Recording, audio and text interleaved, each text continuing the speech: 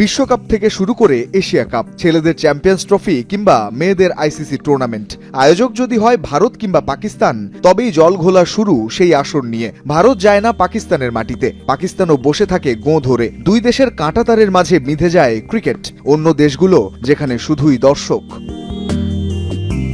2012-13 সালে সীমিত ওভারের সিরিজ খেলতে ভারতে এসেছিল পাকিস্তান ক্রিকেট দল। সেটাই ছিল দুই দেশের শেষ দ্বিপাক্ষিক সিরিজ। আর ভারত সবশেষ পাকিস্তান সফর করেছিল 2008 সালে। বর্তমানে দুই দলের মুখোমুখি লড়াই শুধুই বৈশ্বিক মঞ্চে। 2023 সালের ওয়ানডে বিশ্বকাপে ভারতে খেলতে এসেছিল পাকিস্তান, যদিও 2025 সালের চ্যাম্পিয়ন্স ট্রফিতে পাকিস্তানে যায়নি ভারত।